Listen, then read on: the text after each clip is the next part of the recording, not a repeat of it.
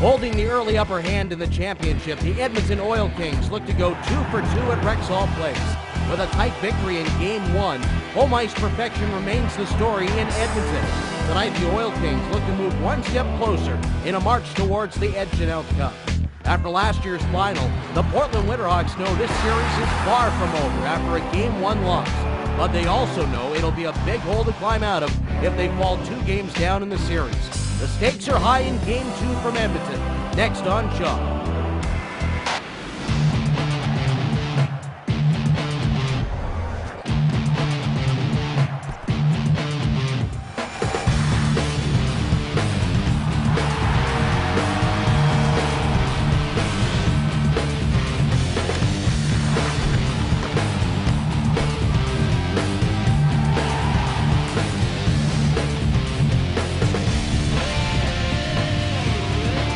Big performance from last night's second star, Rhett Raczynski, with a goal and an assist in the victory for Edmonton in Game 1. 4 goals so far in the playoffs for Rhett. And Martin Gernat leads all defensemen in goals so far in the playoffs. He got his 6th last night, and he has 3 over the last 2 games for Edmonton.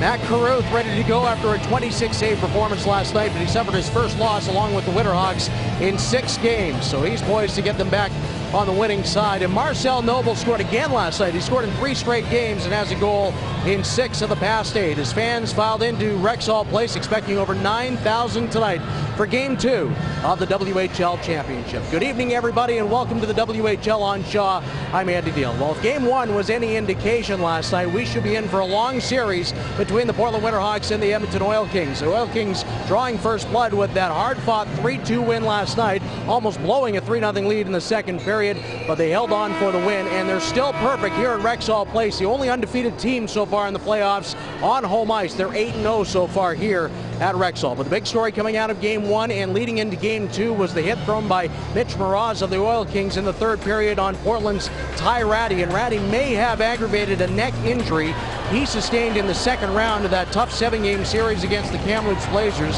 He had to be helped off the ice last night. He's the leading scorer in the WHL playoffs. We found out that it's not a concussion, but he is not in for Game 2 tonight for the Winterhawks. So that's a big loss and a big story to keep watching, but we do expect him, we were told, to be back before the series is over. When? We don't know. But to set the scene even more, let's go upstairs to Dan Russell and Bill Wilms. Gentlemen. Thank you, Andy. 30 points for Rattie in these playoffs. It's pretty foreign territory for Portland, though, to play without him 3 times in the regular season, once on opening day, then in December, and once in February. So it's a different mindset for them. And how does it change their attack? Well, you know, Ty Rattie is a winger. Sven Berchi is a winger. Both of these guys, Rattie especially, he has a center's vision playing the wing, which means that they have a tremendous amount of creativity, distributes the puck very, very well, and he's got the speed to drive defensemen back. Dan, it's not unusual for Rattie and Berchi Nobles to have 2 or 3 great scoring, passing opportunities in the offensive zone that lead to scoring chances. They're going to miss that. As we look back to last night, the Portland Winterhawks, they're used to getting a lot of shots on goal, 50 on average the last 3 games of the Western Conference Final, but only half that last night. Yeah, I mean, they play in an Edmonton team that's very, very stingy. But you know, the Oil Kings got such a great start last night when they opened the scoring, 1:25 into the period, right into the game. That was Raczynski taking that face-off and then tipping that puck at the net. How about Mitch Moroz driving around the defenseman, Martin Gernat there to jam it home? That made it 2-0. And then Jordan Peddle, a shorthanded goal there. That made it 3-0. But on that same power play, what a play by Leipzig to get to that spot. And Noble's doing what he does best, jamming pucks in around the crease area. And then less than 2 minutes later, Sven Berchi, there he is in front of the net. Interesting enough, Dan, all that Portland flow that they like to get, they get 2 greasy goals last night. Now, Mike Johnson thought they were a little bit better as the night moved along. This is the first time they've trailed in a series. How do you think they did play? I didn't think they played great. I got to be honest with you. I know they started slow and they didn't have a great finish in the third period. They want to flow. They want to get moving. They want to capitalize on the transition game. You know, they didn't come up the ice as a unit very often. All their chances were in close. And I'll tell you, folks, they will test your defensive coverage really good around the net area. But, you know, they get driven to the outside easy. That's a lot of work to get to the front of the net. They want a freewheeling game. They want to come up the ice. They want chances off the rush. They weren't getting many of those. And again, like I said, the 2 goals they scored were kind of un-Portland-like goals in that they were around the paint area. On Shaw this year, we've already had 3 series, and the home team won the first 2 in all 3 cases. In fact, you have to go to the last year's final between Portland and Kootenay. The last time on Shaw, we had a 1-1 series. We'll see how that plays out tonight, Andy, as we send it back to you. Well, Dan and Bill, over the last, since the playoffs in 1997 in the finals, the road team has lost 10 game ones in those finals since 97. 9 of those have lost the series overall. Just 1 came back to win the series. That was last year when the Kootenay Ice did it against the Portland Winterhawks. So recent history in the favor of the Winterhawks. You know they remember that. Greetings to those of you watching on Root Sports and Comcast Sportsnet tonight, south of the border. Game 2 next of the WHL final. Enjoy. The WHL, leading supplier to Canada's World Junior team for over 30 years. Each year, WHL players form the nucleus of Canada's national teams. The WHL, producing the world's best talent. West End Auto Body is a proud sponsor of the Good News Story on Shaw TV. West End Auto Body, located on Airport Road, a member of the Quality Assured Collision Network. WestEndAutoBodyLTD.com. Searles Auto Repair. Searles Auto Repair, 517 Kelvin Road, Victoria. AM Ford and Trail with 2 locations to serve you at 2795 Highway Drive and AM Ford Plus at 8000 Highway 3B. Or visit them online at amford.com.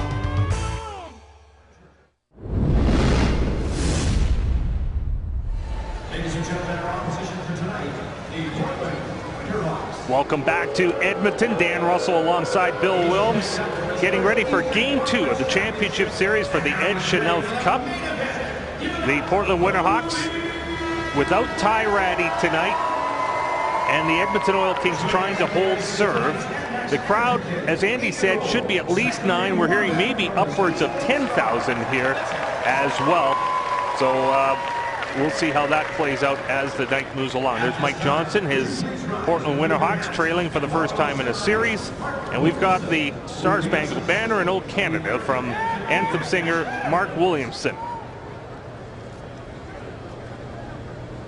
Oh, say can you see by the dawn's early light what so proudly we hailed at the twilight's last gleaming, whose broad stripes and bright stars through the perilous fight o'er the ramparts we watched were so gallantly streaming, and the rocket's red glare, the bombs bursting in air, gave proof through the night that our flag was still there.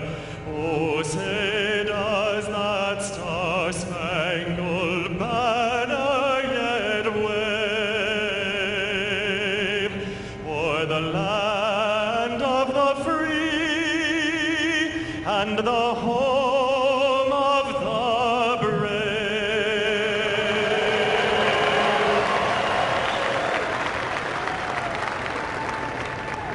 Oh, Canada, our home and native land, true patriot love in all thy sons' command. With glowing hearts we see thee rise, the true north strong and free. From far and wide, O Canada, we stand on guard for thee. God keep our land glorious and free. Oh, Canada, we stand on guard for thee. Oh, Canada, we stand on guard for thee. So there's your national anthems here in Edmonton. The Oil Kings, they had that one hiccup against Moose Jaw, but do you know they've won 24 of their last 25 hockey games, 24-1. Edmonton since February 22nd. That's the last time they lost at home. It's 13 straight home victories. Let's go down to Peter Labardi as he has William Wren of the Portland Winterhawks. William, a new position for your team, trailing for the first time in a series. What do you have to do better as a group to even it at one apiece? Just keep it simple right now. It's a pretty good building out here, great fans. Just make sure we stick to the game that got us here. Hard work and playing for each other. Very disappointing to not have the top point getter in the playoffs, Ty Ratty. How do you compensate for not having him in your lineup? Yeah, you know, he's a great player, phenomenal, but a player doesn't make a team, so we're going to miss him, but I think we're going to be fine and we're ready to go. Good luck tonight. Thank you. 20-year-old William Wren from Anchorage, Alaska. As we look at your starting goalies now for Jack Lynx, so there's Mac Carruth, who has 12-4 record in these playoffs and a 2.81 goals against average. Up the ice, Laurent Brossoit, just another night at the playoff office for him last night. 13-1 in these playoffs and a 1.61 goals against average. Your referees tonight, Matt Kirk and Nathan Wheeler with the orange armbands. Working the game on the line will be Justin Hull and Jeff Jobston. So it's game number 2 of the best of 7 between the new modern-day Oil Kings and the once-upon-a-time Oil Kings, and that takes just 5 seconds for our first play stopping. You know, last night for me, it was the highlight of the whole game was a remarkably composed how Edmonton was after, you know, Portland got to within 2 on that 3-0 lead. They shut them down in the third period. Why then they take up such good defensive position? They trust their instincts. They're never chasing. Tremendously high hockey IQ on defense. Curtis Lazar going in. He's bumped, but he maintains possession. Lazar trying to dump it to the corner. He has 8 goals, 8 assists in these playoffs. Samuelson in front of the net for Legault. Legault gets right around Pouliot. Throws it in front. That puck put high as Lazar came in for that shot, and now Saunter chasing it back inside his own blue line. Just ahead of Reinhart, so he can't come up with the puck. Allows the Winterhawks to do just that. Taylor Lear in over the line. Chance on the wing, and the centering pass there by Gabriel doesn't click. Legault now for Samuelson. He'll probably, I thought he was just going to shoot it in because his line mates are going off change, and now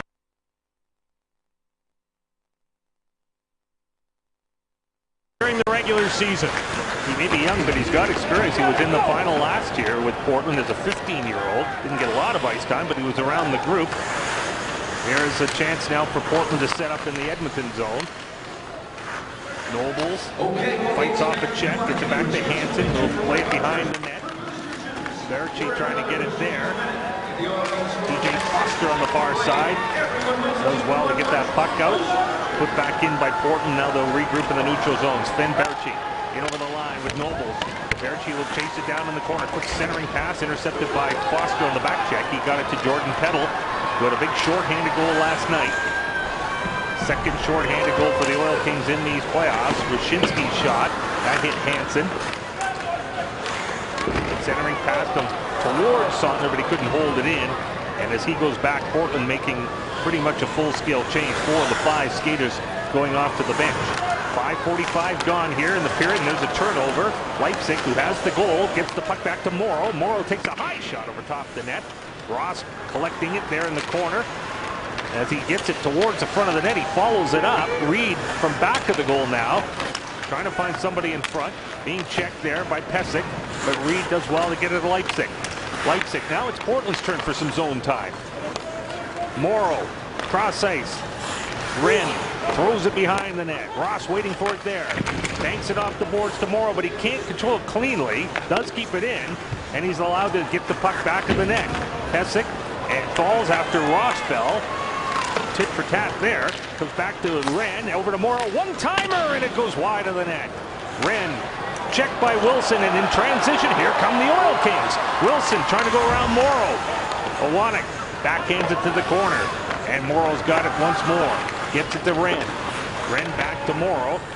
He's got lots of room to move it right now, and a long pass up to Gabriel. Gabriel picks it up over on that far wing, and his shot is deflected out of play by Cody Corbin. I think one of the real keys for the Portland Winterhawks and Mike Johnson's team is that he's got to take this Edmonton Oil King team out of their defensive comfort zone. And it starts on the own side of their center ice area. How? You win races for loose pucks. You win those puck battles. You force turnovers. They've already done that. That was the last shift here. That was one of their best so far in 2 games. Peters has the puck for Portland. He puts it up high behind the net. Corbett plays it around the boards on the far side. Wotherspoon holding the puck in for Portland. Puts it right back behind the net. Gabriel chasing it down on this near side. Makes a nice little move, but then they have the puck roll off his stick. Wotherspoon puts it back to the net once more. Peters collects it there. Banks it off the boards to Wotherspoon. Or Rutkowski, I should say, and his shot goes wide of the net, and St. Croix gets there. Nice outlet pass to Maxwell. Even a nicer pass to Pelch as he tries to get around the defense. Pelch right in! And Caruth grabs it as they hit the side of the net first, and then Caruth puts his glove over top. Yeah, just a quick recap. Portland with a 1-0 lead here, scoring 2:37 in period number 1. Rutkowski's going to start that play, get it to Ross. It's a 2-on-1. What a nice finish by Leipzig. Certainly goes forehand or backhand forehand and back puts that puck over top of the goaltender's pad. You know, earlier prior to that, we saw a terrific transition play by the Winterhawks be stopped in the neutral ice area. They were successful that time. They lead 1-0. Brendan Leipzig had 28 goals during the regular season. That's his 5th of these playoffs. Pouliot for Portland. Now here's Patan. Nice pass. Here's a 2-on-1 down low. Noble's in front. Oh, what a save. What a great save by goaltender Boissois on Sven Berchi. Nearly 2-0 on that play. Here's Pouliot. Hard pass, but it's picked off, and a 2-on-1 the other way. Foster with Pebble. TJ Foster. Save, and the rebound over top is stick, and a third chance by Pebble through the goal mouth area. Well, that's the kind of series I think a lot of us were expecting in transition, back and forth. A chance by Berchi at one end, and then a 2-on-1 for the Oil Kings at the other. Score remains 1-0. The shots are 7-3 for Edmonton. Noble will flip it in. He'll peel back, head to the bench on a line change as Griffin Reinhart comes out of his own zone. Soft pass up towards Samuelson. Picked off, and the Winterhawks are in. But not for long. Reed knocked off stride nicely. Curtis Lazar brings it quickly back the other way, and a quick shot on Caruth. Handled, smothered, and there'll be a face-off. Yeah, this is exactly what we're talking about in terms of speed going up and down the ice. Patan with a great pass. That frees the Winterhawks to come out 2-on-1 again. Nice job of back-checking there by Rashinsky, taking his man right to the back wall. Look at the stretch. Look at the save going the other way. Here come the Oil Kings 2-on-1. Ren caught by himself. Shot. Nice save by the goaltender Caruth there. Oh, boy, up and down. Hold on to your hat, folks. If it's this way the rest of the game, we're in for a beauty. Oil Kings on the offensive zone face-off, but they're unable to win it. Reinhart gloves it down momentarily in the neutral zone, but it's a glove hand pass, in fact. It blows play down. You know, Matt Caruth has been absolutely sensational for parts of the playoffs. Game 7, 2-0 win over Kamloops at 32 out of 32. And then games 3 and 4 against Tri-City made 77 of 79. But it's interesting. In the 4 losses for the Winterhawks, in these playoffs, he's given up 21 goals. That's an .848 save percentage. So far tonight, he's been terrific. Chicago Blackhawks drafted him in the 7th round. Saunders, now St. Croix, and now Reinhart. And now Maxwell, as they really pass it around nicely. Get the puck in deep. Reinhart going in deep. He collides there with Rutkowski. Reinhart, the defenseman, number 8 on the backboards, trying to make something happen. The puck goes down the ice. This should be icing on Portland with 10:44 to go in the first. You know, back to Brossoit for just a minute. Talking about last night, I mentioned he didn't have a whole lot of chances so far in the playoffs to play with a game on the line, let alone the playoffs on the line. But what a period 3 save he made on Berchi with 15 seconds left. And you know, so far tonight, I'm sure there's a whole lot more Portland Winterhawks stuff to come. And if you joined us late, Ty Ratty not in the lineup. Injured last night at around the 4-minute mark of the 3rd period. Puck shot in. Corbett's got the puck. Portland made a quick change after the icing because they couldn't before the icing call. This one goes down the ice. Joe Morrow. A couple Oil Kings on at him. Iwanek coming up with the loose puck. trying to get it to Wilson. He couldn't. And Portland comes out, led by Reed. Reed flips it in. Brad Ross gives chase. Ross, here's a turnover. Reed got it. Quick shot goes wide of the net. Ross didn't initially force the turnover, but he sure rushed the pass for Edmonton, and that did cause a little bit of a chance for Portland as Reed goes back into his own zone. Past the halfway mark of the first period. Hansen back towards Reed. Morrow follows it up. No icing on this one. Goes all the way back. And is controlled by Keegan Lowe. The son of legendary Kevin Lowe. Brings the puck through the neutral zone, and one move too many. It's offside at the Portland line. There's 9.5 minutes to go in the first period of game number 2. Portland Winterhawks have struck first tonight on a Leipzig goal. 1-0. You're watching Shaw.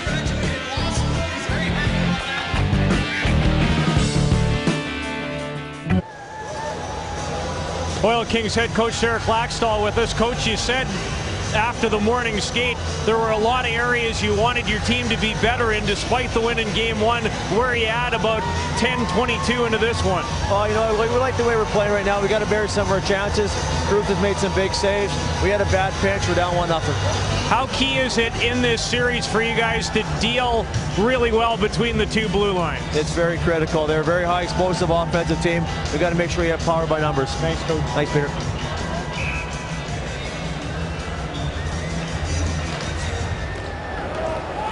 Winterhawks win the faceoff. Go ahead, Bill. Danny, and I thought he did a great job, Laxdal, last night in preparing both coaches in preparing their team for a game they've never seen either one of these teams since October. So especially Laxdal to get the win. But so far tonight, Mike Johnson's team's responded beautifully.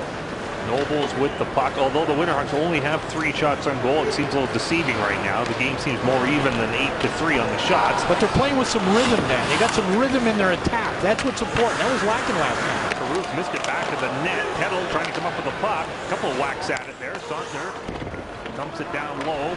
Hansen's waiting for it. Josh Hansen plays it to Morrow. And he'll skate that puck out of his own zone. Morrow to Berchi. Going wide on Sautner. Quick shot. Harmlessly goes wide. Hansen waits for it at the blue line. Now here's Nobles trying to get it past Reinhardt. Chance for Patan, and what a save with the left pad by Brossois. There's that gifted talent we were talking about with Patan. Just a matter of time till he scores in these playoffs. He's had about 3 good chances over the last couple of nights. Here's a lead pass for Berchi in over the line. Berchi all tied up there. Couldn't get the shot away. And there's going to be a penalty on that. That's why he was all tied up. There'll be a hooking penalty, and Portland will get the first power play of game 2. You know, Nick Patan was taking 1 pick after Kootenay took Sam Reinhardt. He's got such offensive skill. Not the biggest guy. They still hope he will grow into some size, but he takes that puck right through the slot area. Right there. That's high traffic area, folks. Nick Patan with a shot. Big save by Brossois. Right after that, puck goes in deep into the Edmonton zone. The penalty, and it's a Portland power play. Portland power play that did score last night, becoming only the 2nd team to get a goal in Edmonton with the man advantage during these playoffs. Nice move by Rutkowski. Rutkowski gets it back again. Sautner, the penalized player for hooking. Here's a hard pass by Reed, but can't get by those Oil King sticks. And here comes Ryshinsky. Short-handed. Ryshinsky will take it to the corner, and he's taken out. And picking up the loose puck is Oliver Gabriel, who's from Edmonton.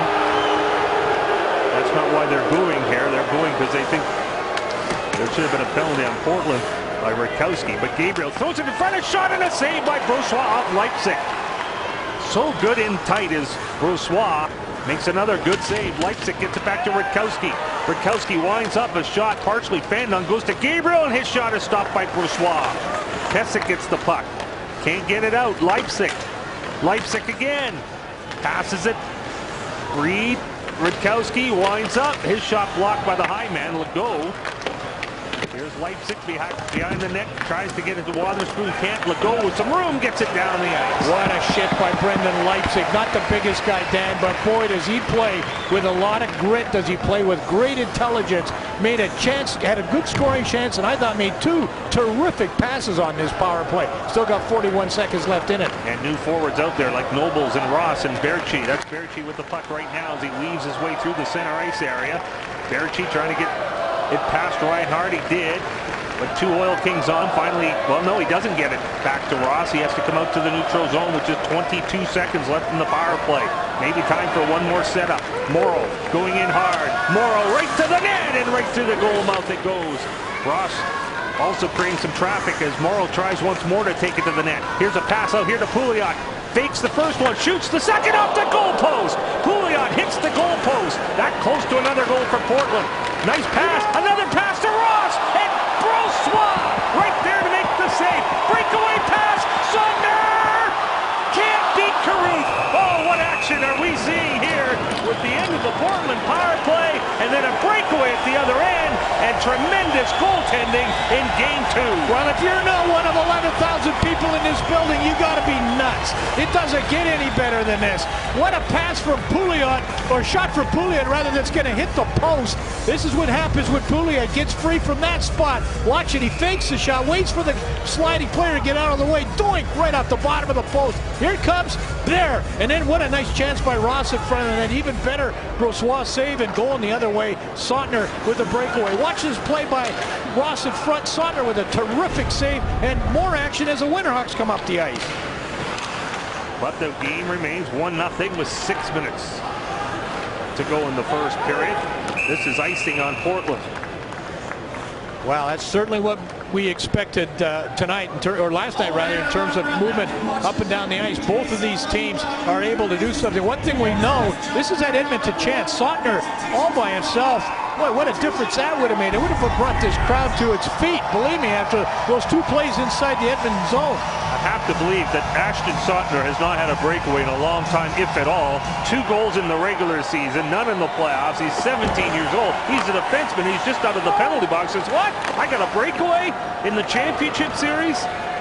I wonder if time takes forever by the time you get that puck. How many thoughts must go through your mind as a defenseman? What do I do? Holy, I'm on a breakaway. What do I do? I never even had a shootout attempt, did I? Kidding. Long pass through the neutral zone. Here's Pelch cutting in. Pelch with Maxwell. Shot. Caruth makes the save. Pelch on the rebound, trying to collect the puck. He threw it in front. Leipzig intercepts. Gets it out to center. Ross giving chase there, but Pesic there first. Delayed offside, but the Oil Kings in possession. Burnett up to Pesic. Nice pass over to St. Croix. He's taken off the puck, but Pelch gets it. Chance. Tipped over top the net by Wren, as Ross has something going with Lowe in the neutral zone. And I should say that those are the 2 penalty leaders in the regular season, so it won't be a strange sight to see Ross and Lowe come together. Now, I know Coach Johnson wants his team to play with speed. He wants them to play with pace. He wants to play with tempo. Seldom got into that, I thought, rhythm last night. He was always running into an Oil King defender somewhere. Didn't score a goal off the rush last night. They've had 2 or 3 chances off the rush, maybe 4 already in this game. Gabriel coming back in over the Edmonton line, trying to get that puck in front for Joey Baker, number 16 out there, along with Taylor Peters on the far side. Morrow is squeezed off the puck, and Edmonton's allowed to skate out with it. Iwanek trying to go around Gabriel. Still Iwanek going in. Throws the puck in front, and it goes towards Caruth. Fans thought maybe a penalty could be called there. The referee said play on.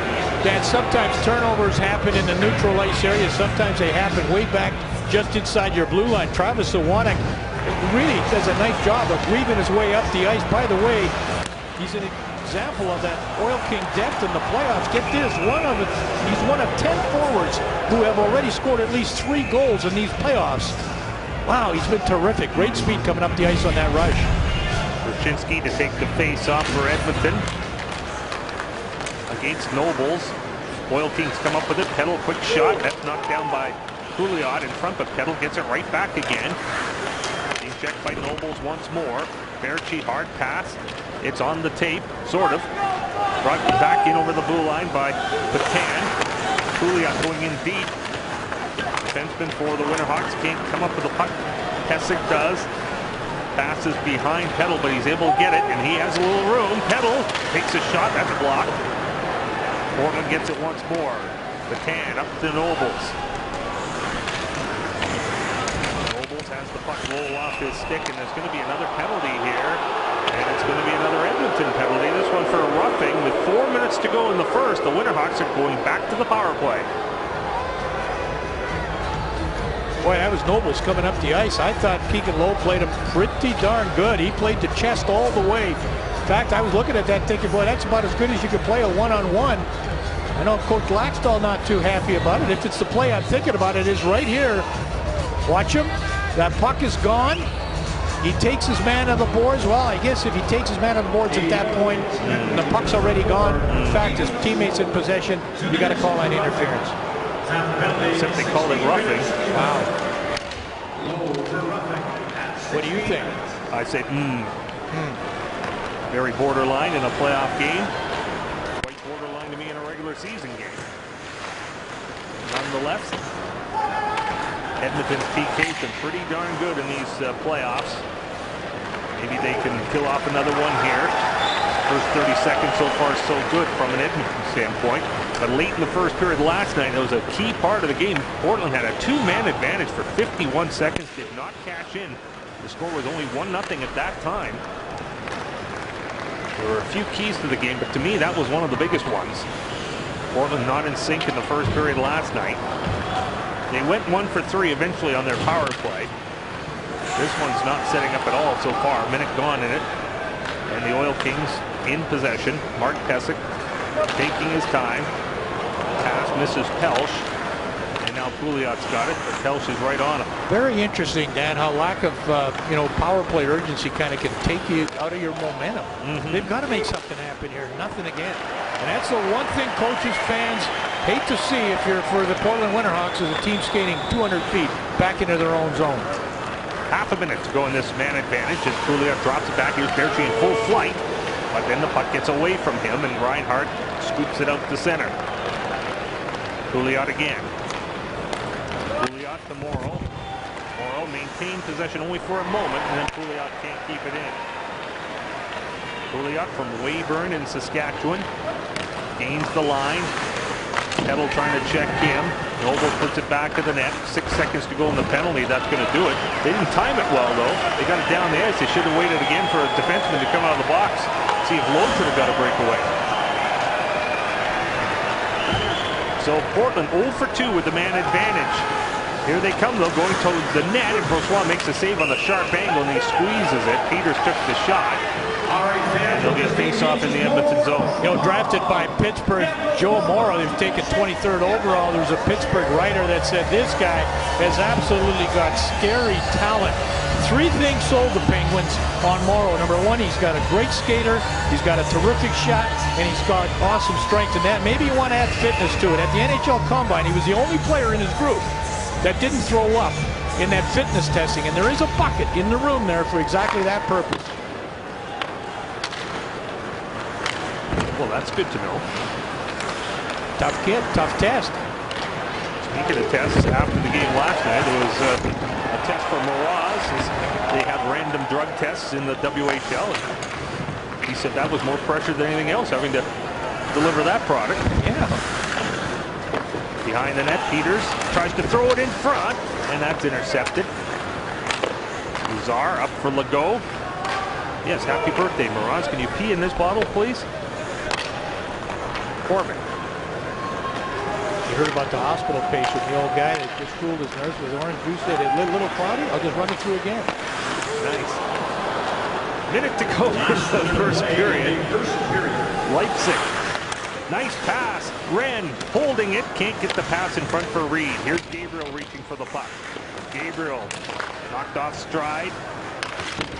And then he takes his man to the wall. Sautner does the same to him. Puck squirting free. A quick shot goes wide of the net. And caroms off the corner boards out to the neutral zone. Here's Reinhart now. Reinhart trying to chip it past the defenseman. Battle in the corner with a half minute to go in the period. Rutkowski and Reinhart. Pelch in there to help out. Arm in the air. Fans wanted a penalty, and I think they're going to get one. And more pushing and shoving afterwards. And more pushing and shoving.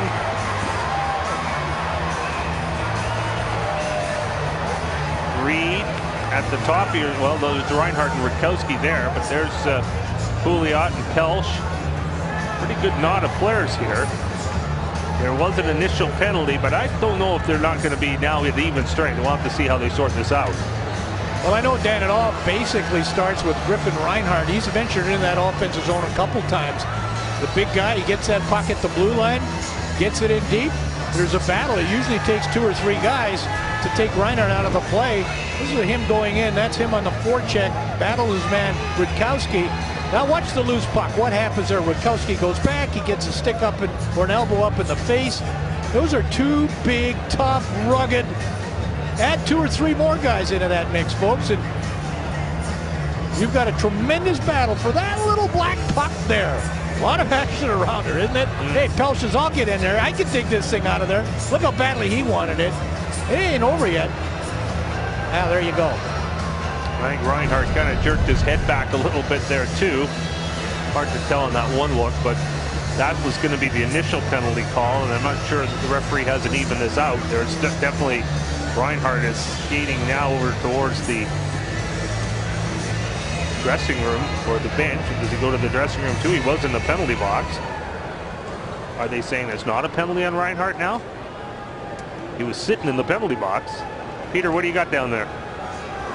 According to what I just heard from one of the referees, he went to the Edmonton box guys and said that Edmonton would end up out of this fracas with a 2-minute power play. And my guess is it was for how Leipzig jumped in his part of the scrum.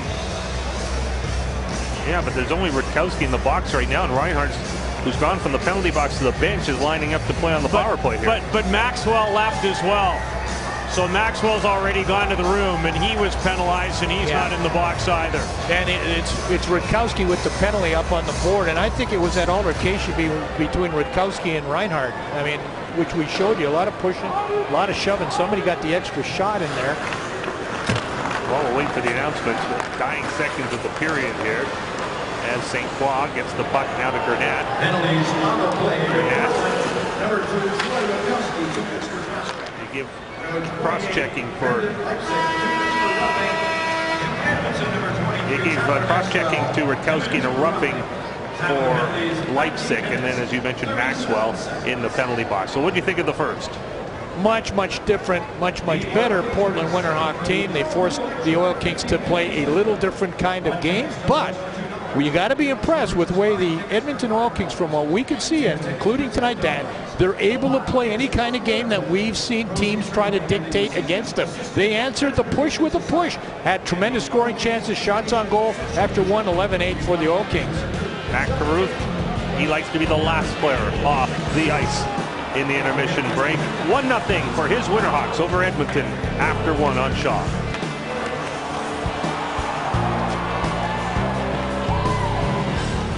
The province, the city, and the Saskatoon Blades are ready to welcome the junior hockey world. The 2013 MasterCard Memorial Cup is coming to the Credit Union Center. For more information, visit SaskatoonBlades.com or call 306-97.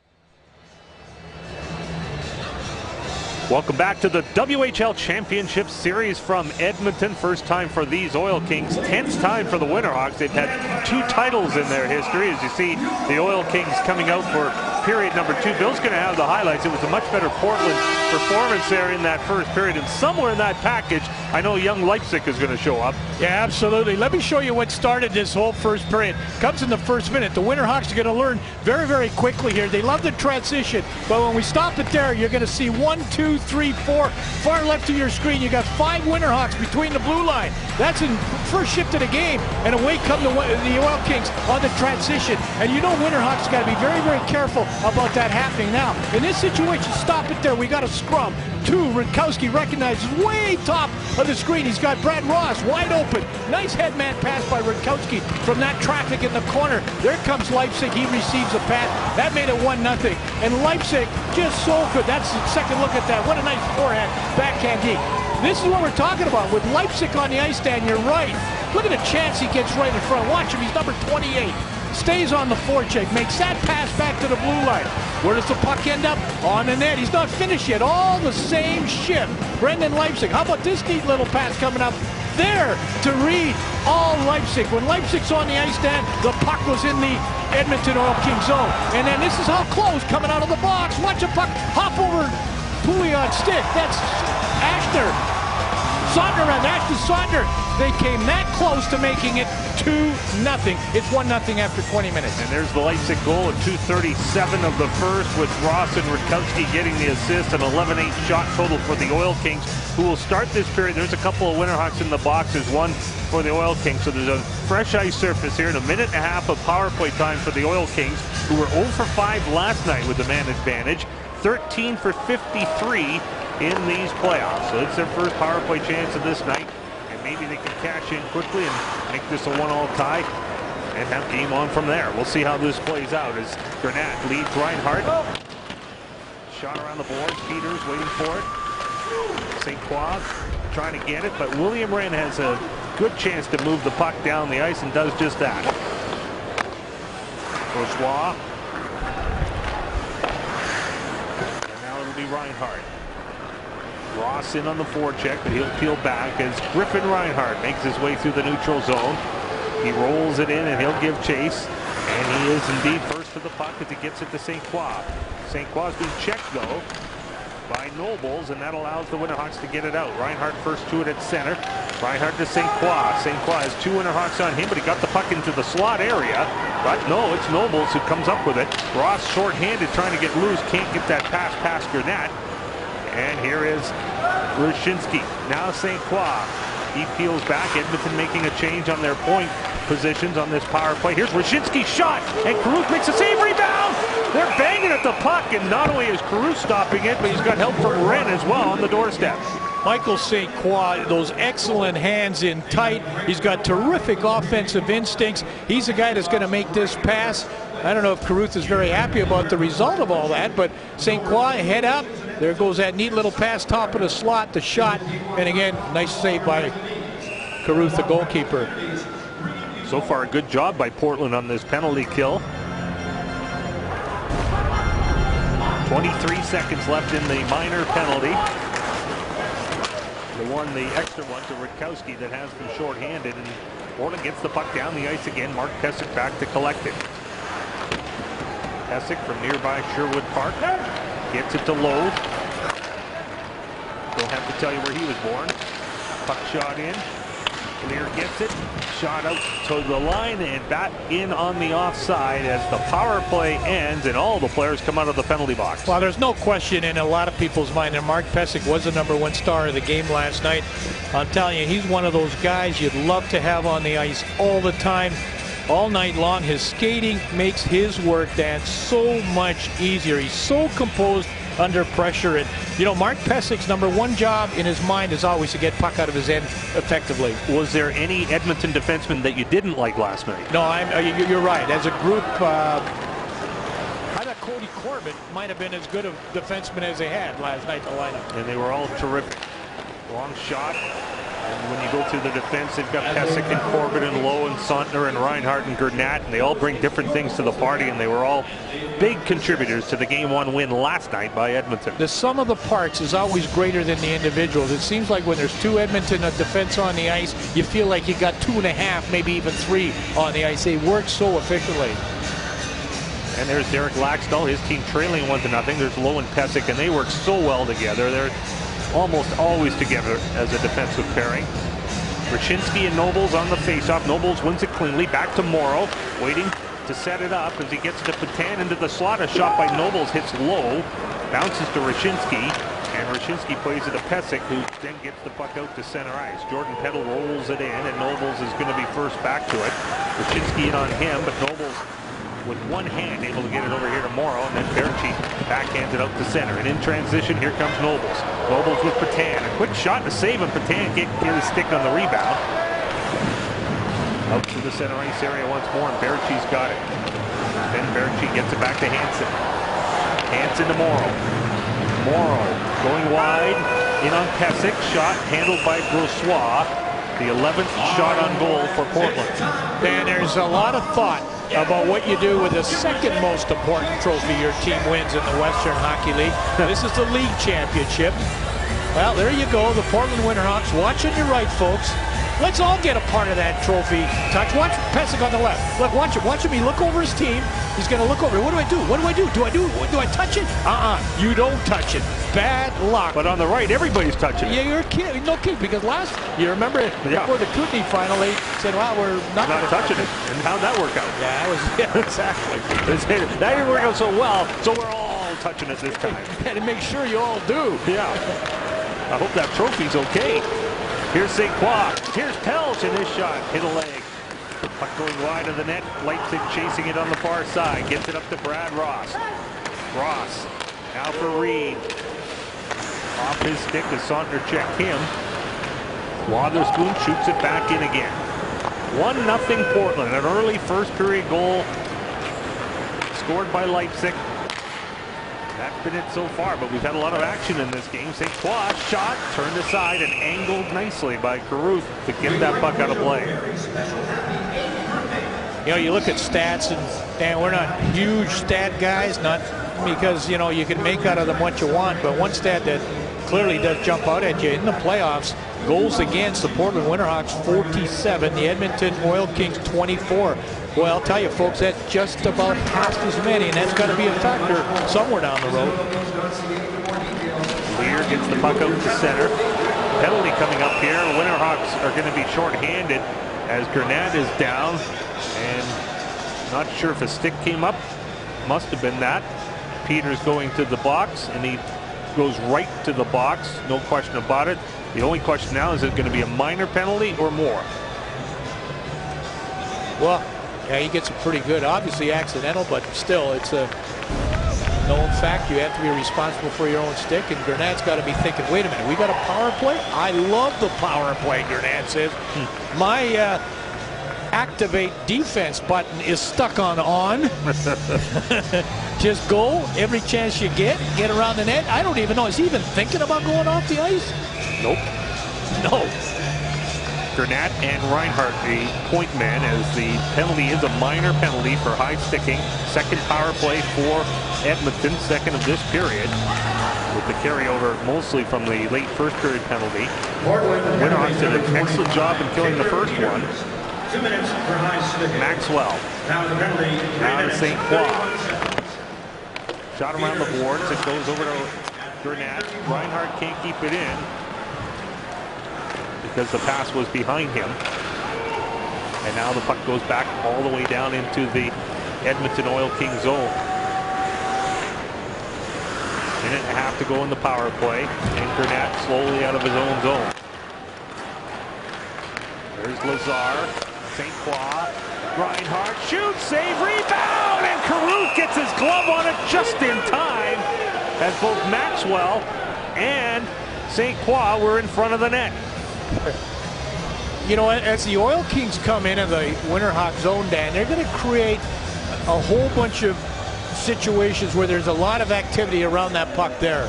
The nice job is getting it to the wide open guy, and that's Reinhardt.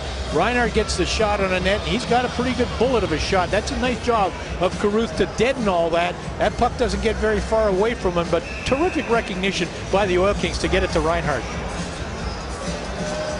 Samuelson takes the face-off but lost it. Wren's got it now, and he takes a shot down the ice, and Bourgeois will handle the puck, leave it at the side of the net for Lowe. Both teams' penalty kills have been pretty good here in this period, in this game. For the most part, in the first two games, only the one power play goal so far.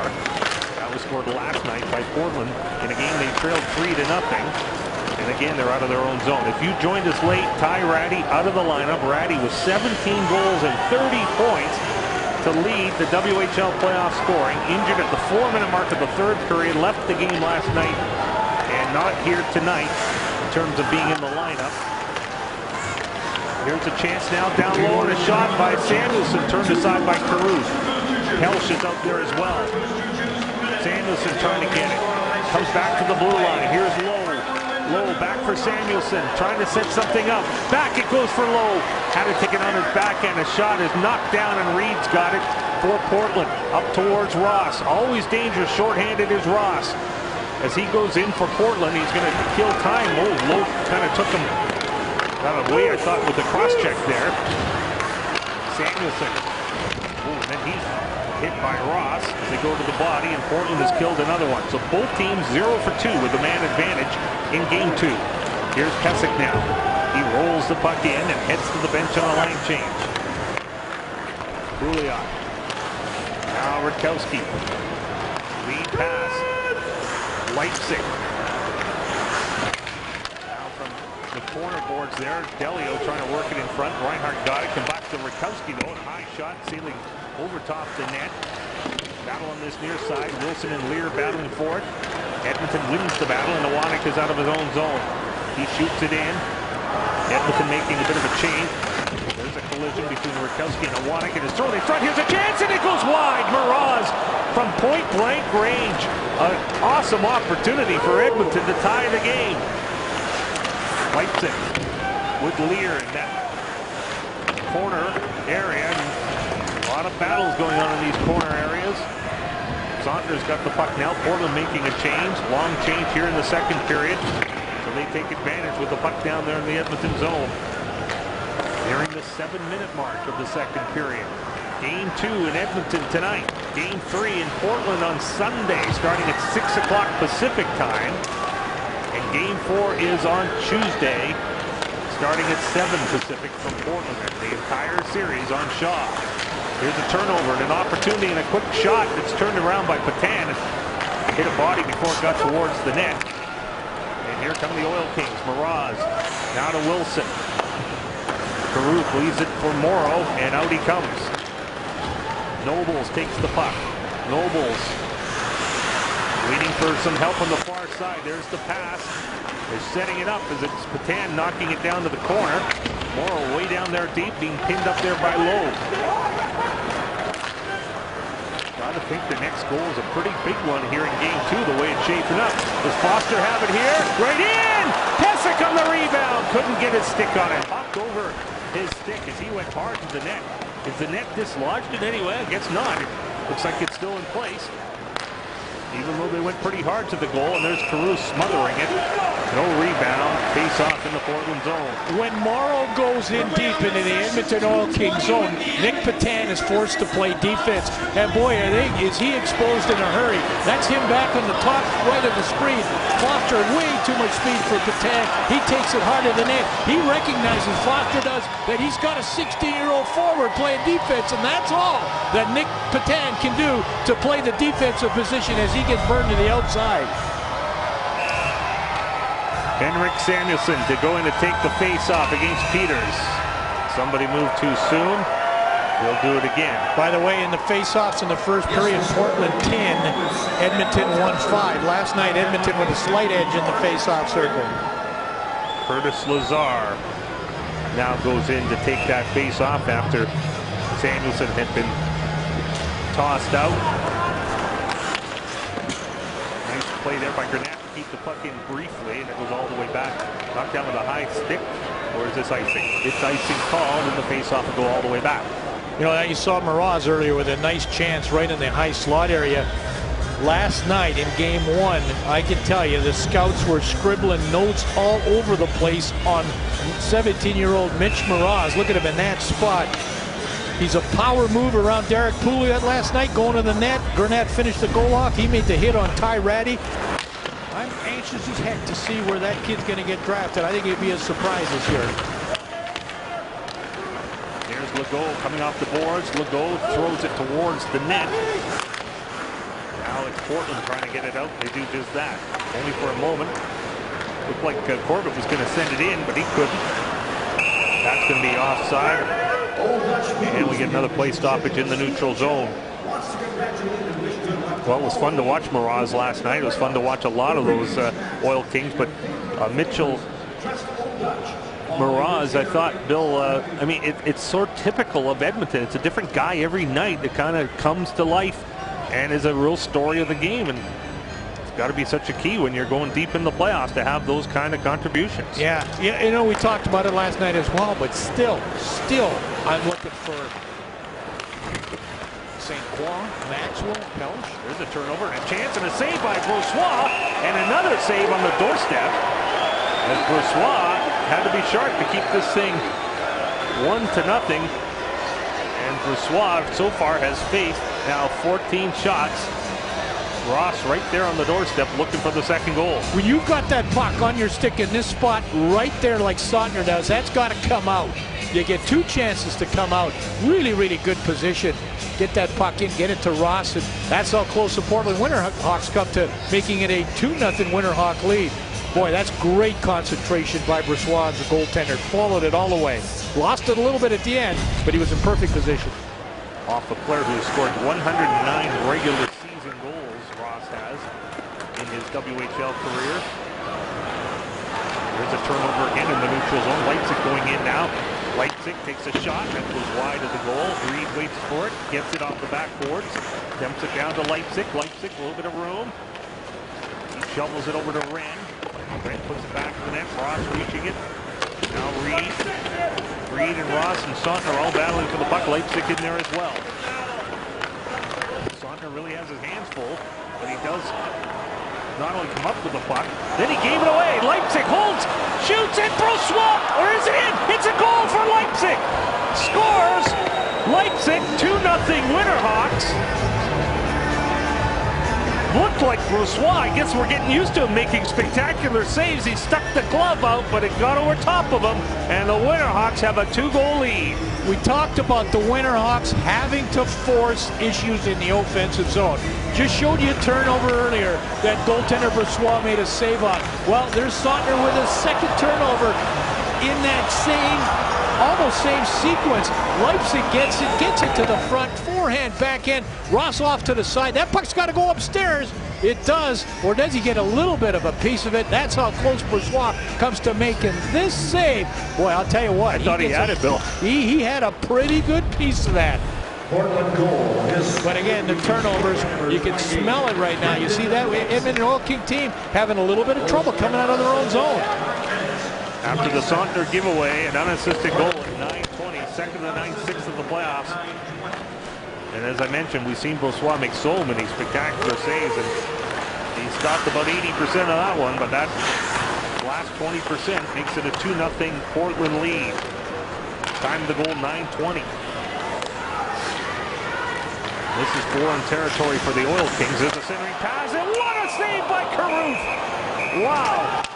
Mark that one down, and Portland holds on to win game 2, because just seconds after the 2-0 goal, Matt Caruth makes his biggest save so far of this series. I think it's Keegan Lowe that follows this play up. Rashinsky's going to get it down low. And, you know, it's a case being down 2-0. You don't want to change your game plan completely. But if you're Keegan Lowe, you know that you've got to get going. You got to get going to the front of the net.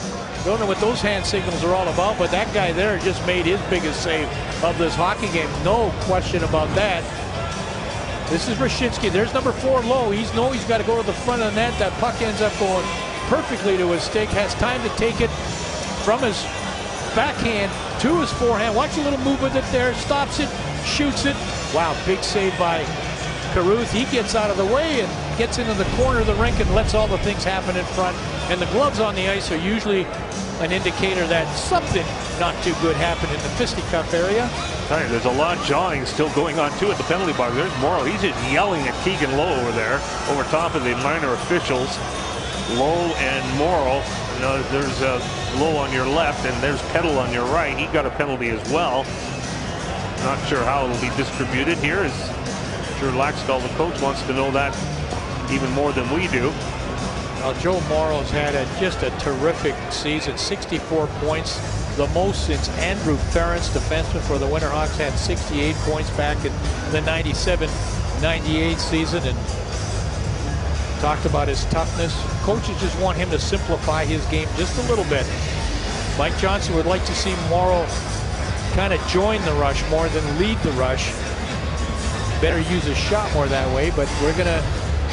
Extra penalty bill on Edmonton. It will be a Portland power play and a chance to build on their 2-0 lead. Yeah, and this is a significant part, obviously, of Game 2 here in the Western Hockey League Finals for the Ed Chanel Cup. So third power play, and here's a chance for Rakowski off the post. Rakowski hits the goalpost, and the goalpost might be bruised. He got so much of that one. 4 minutes for roughing. 4 minutes for roughing for Keegan Lowe. That's the extra minor as Pouliot gets it back to Rutkowski. Rutkowski, hard pass. Baertschi shot. What a save by Brossoit with the glove. He stopped that one as it deflected to the corner. Hard pass to Baertschi. Scores! What a shot! Baertschi makes it 3-0. Did he pick that out of midair? It's a power play goal, and it is a beauty for Portland. Dan, he gets so much on this shot that he actually goes down on one knee to get a little bit more leverage. I'm not so sure he handles it at all. He stops the puck and he shoots the puck. You want to know why this guy's going to be a big-time goal scorer in the National Hockey League? You watch. That doesn't do it quite justice till we come to this play right here. It's going to come from that point. Is that Rutkowski indeed? And I mean, from that spot, I don't think Brossoit had any chance to get over it. Hey, this is what I was looking for right here. Here we go. This is a big-time release. Wow. Sensational. Baertschi's second goal of the finals, I should say, his 9th of the playoffs. At 10:28, Rutkowski the assist. The power play is 1 for 3, and it's a 3-0 Portland lead in a quiet Rexall place right now. Gabriel puts a shot on Brossoit. Gabriel again in the corner. Gabriel again gets it back to Pouliot. Pouliot over to Gabriel. Gabriel back to Wren. Takes a shot, and that almost squeezed through. Brossoit saw it. Went off him, and then it went to the corner. Here's Lazar coming out. Lazar shoots the puck in. All this without Ty Ratty. This Portland team, playing without their top scorer, has a 3-0 lead. And now the play goes offside. And Ross is in an exchange with Corbett, and Legault's in there as well. And we'll take a break with the Winterhawks leading Game 2 by 3 on that beauty by Baertschi.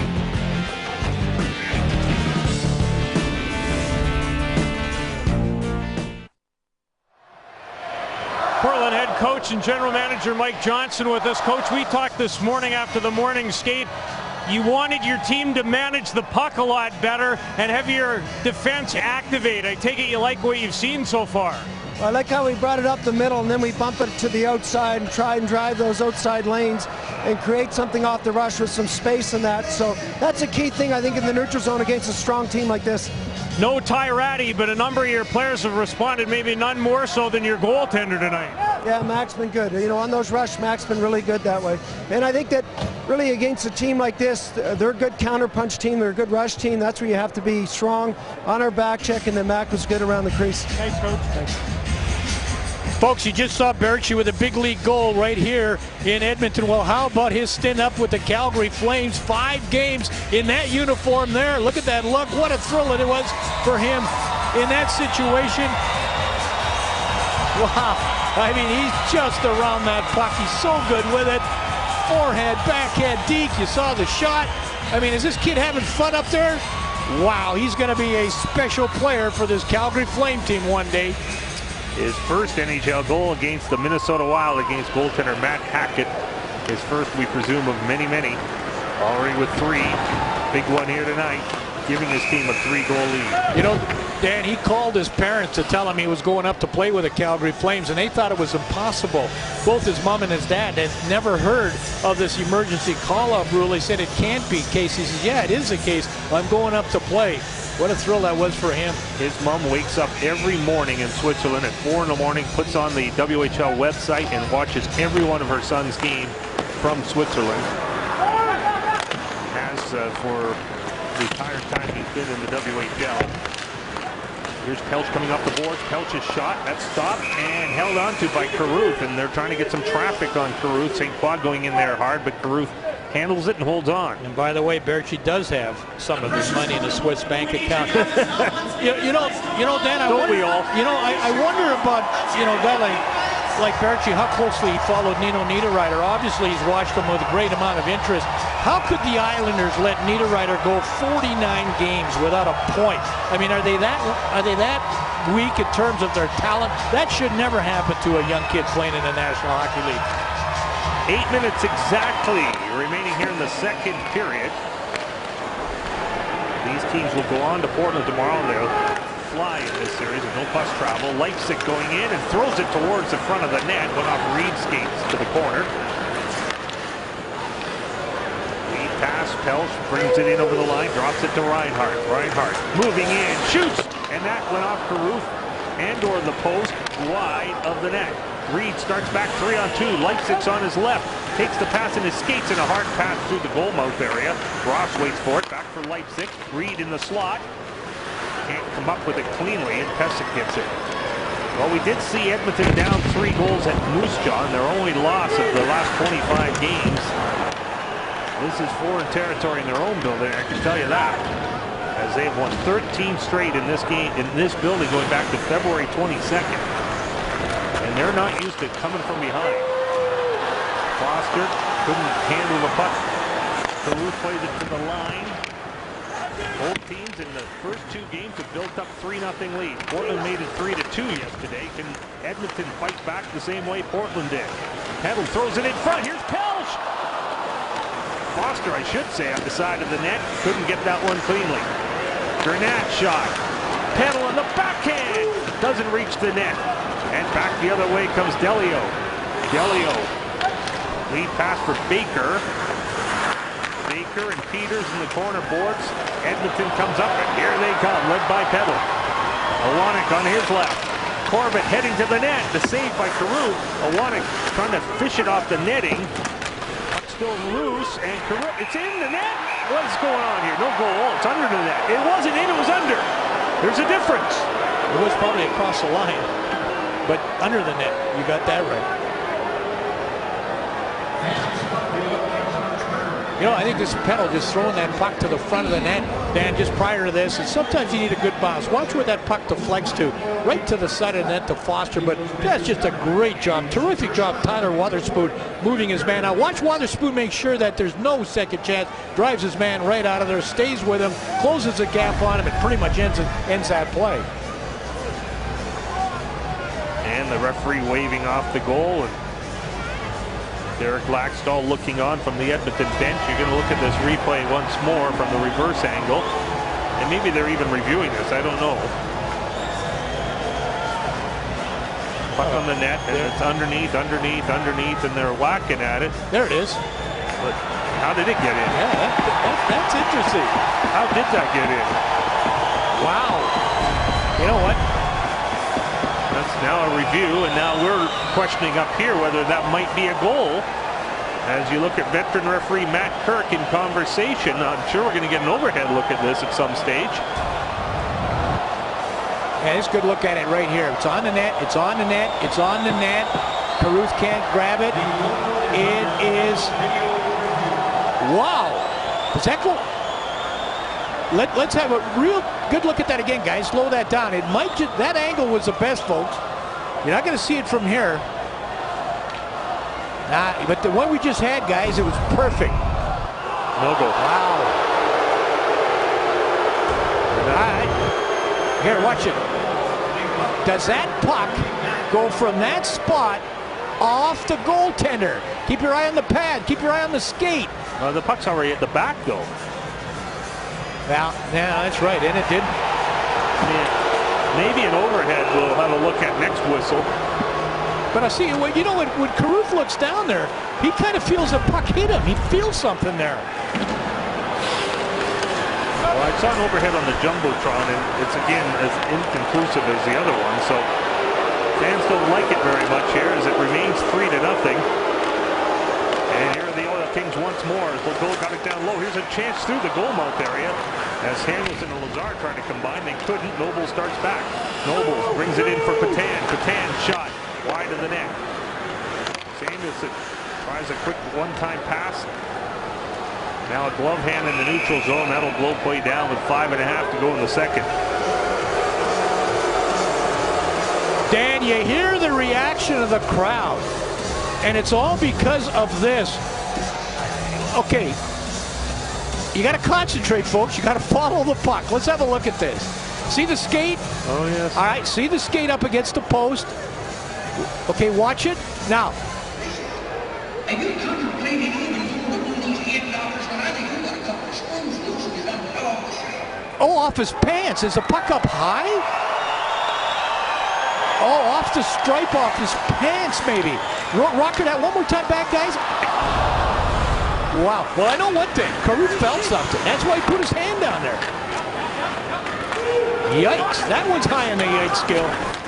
The other aspect of that, as Carew makes the save, is the net was not in place when that went in. Well, that's it. Yeah, I wondered about that. They have a little bit of that to, I don't say hide behind, but they could fall back to that, saying, well, the net was off its support, or at least dislodged, but I don't know. That's a tough one. But all of this has got Coach Laxdal a little bit perplexed, but it's nice to be in high def, though, to look at that. Now, next year when we're in 3D, it's going to be awesome. Yeah. We'll reach out and touch it. Well, maybe not next year. And the Winterhawks have really got to react now. This Edmonton Oil King team is on a major forecheck. Boy, they pressure that puck well, and you know that William Wren knew that. Just get it out. 2-on-1. Here's Reed in front. Shot. What a save! Off Leipzig. Looking for the hat trick. And Brossois comes over, and he thumped off his pads. Leipzig having himself a terrific game here.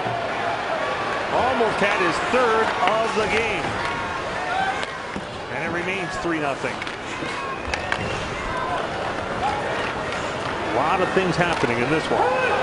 Puck goes down the ice, no icing. Hansen and Foster.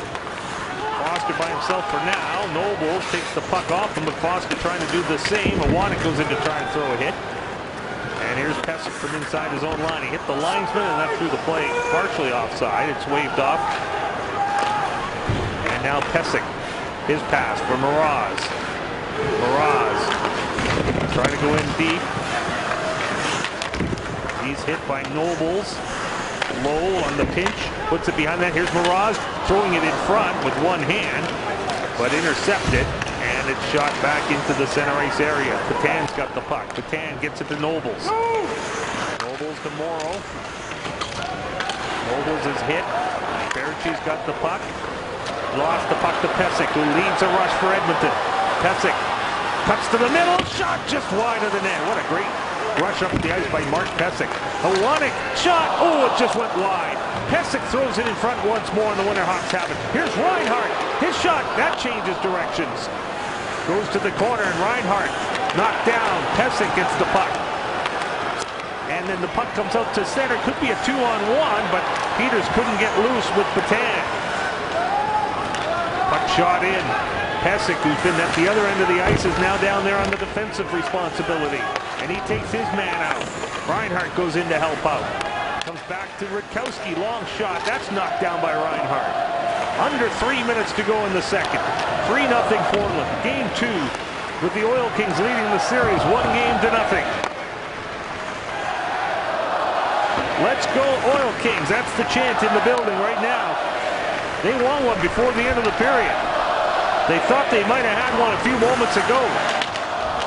They've been coming on, as Bill's mentioned. And here's another chance. Corbett in front, and it's redirected onto Caruth, and he makes another save in the Portland goal crease. You know, we just talked about the Oil Kings on a terrific pressure. This was maybe as good a shift on the forechecking as they had. William Wren recognizes that, just dumps it out. And that's a danger. Sometimes you bring everybody into the offensive zone. You see the 2-on-1 reach to Leipzig.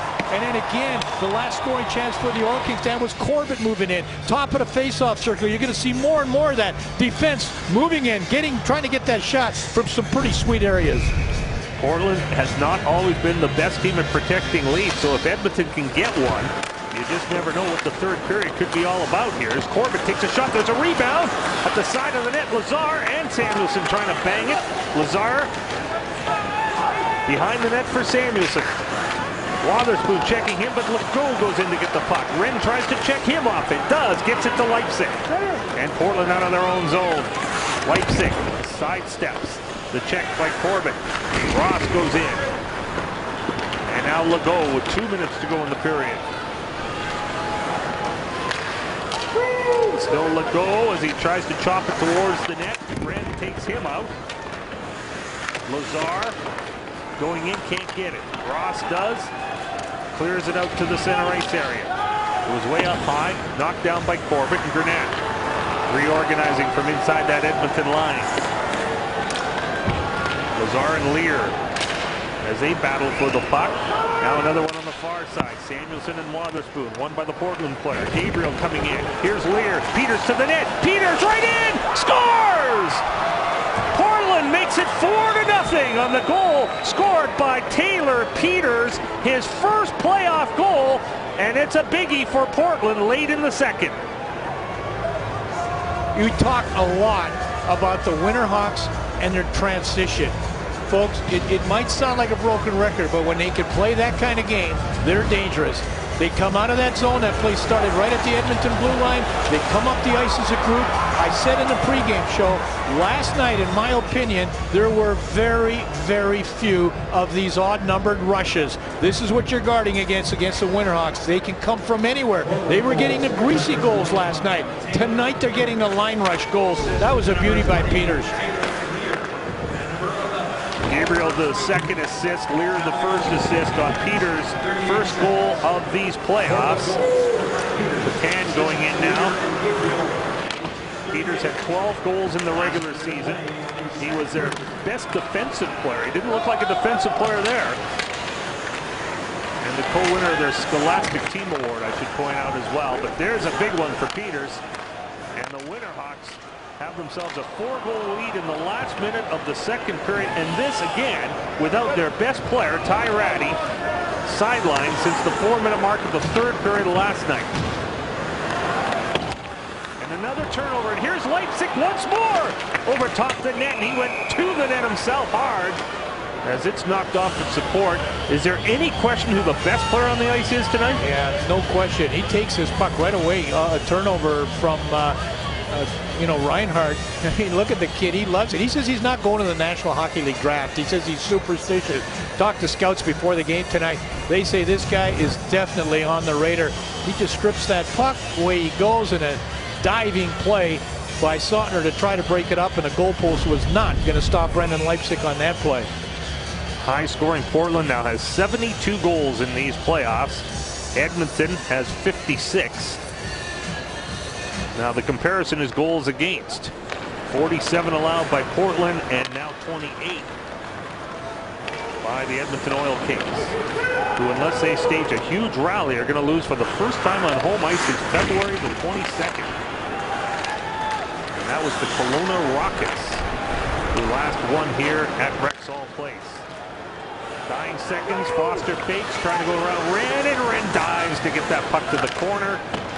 And the horn will sound with the Winterhawks having 3 goals in the middle period to blow this thing open. It's 4-0 for Portland. We expected that. Not sure we expected the 4-0 score after 40 minutes, folks, but you certainly expected to see a Portland Winterhawk team that thrives, absolutely thrives on time and space, line rushes, coming up the ice as a unit. And boy, it was pretty good period for the team in red with a 4-0 lead after 40 minutes of play. 3 goals on, hey, he doesn't go anywhere. He's got a 200 feet journey up the other ice to his dressing room. 3 goals in the period for the Portland Winterhawks. Stay tuned, lots more coming up on Shaw. We're back in Edmonton. The Oil Kings do not have an official goal, but we are told that puck did go in the net.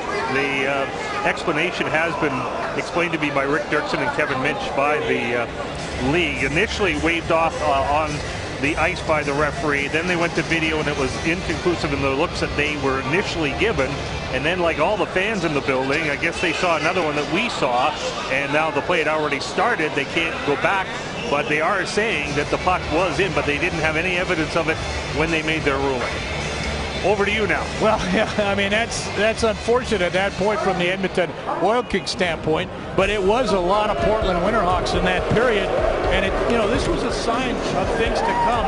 2 chances to get it out, they're unable to do so. They get that opportunity, then it's 1-0, then they go to work here. Watch the 3 Winterhawks support, 2 in, high guy. That's a wonderful triangle. They even rotate it. Watch the 3 Winterhawks. Okay, they force the play. Now they're going to switch it. Out goes one man.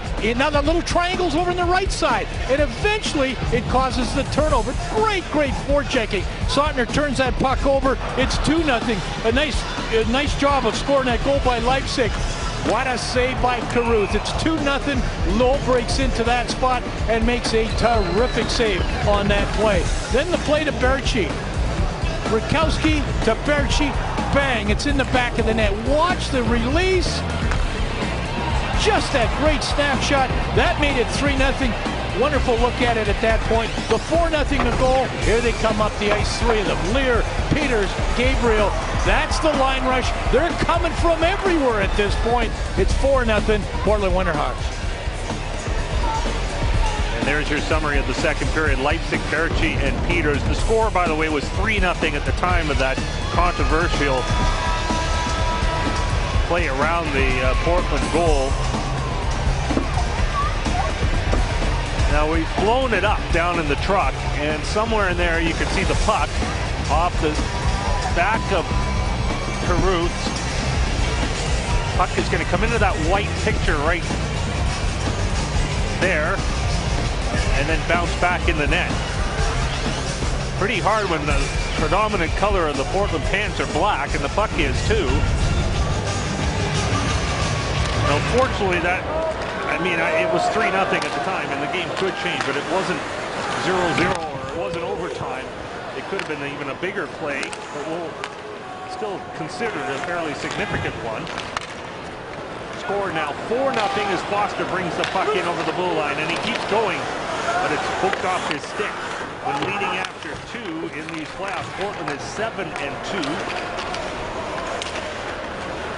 This is a 4-goal lead, so it seems fairly large. Let's see if they can start chipping away at it. The Oil Kings, it's shot onto Caruth, and it's lost in his equipment somewhere. And we'll get a face-off after that play stoppage. You know, a lot of Portland Winterhawks stand pretty deep in their own zone, trying to defend. They got to make sure you don't forget about the points. The Edmonton Oil Kings will get pucks back to the blue line. They will catch the team in red a little too deep in their own zone, and you know, trading 4-0, they're going to have those point guys walk in, get every opportunity they can to get pucks on the net. Now Portland's had a couple of reminders about leads in the third period. Just go ask the Kamloops Blazers that. In Game 4, when they were on their way to a sweep, they had a 4-0 lead in that game in the first period and lost to Kamloops. And then in the deciding game, they had a 5-2 lead in the third period. In Game 6, I should say, what could have been a deciding game. And Kamloops roared back, tied, and forced to Game 7. Then that situation kind of reared its ugly head even in the regular season.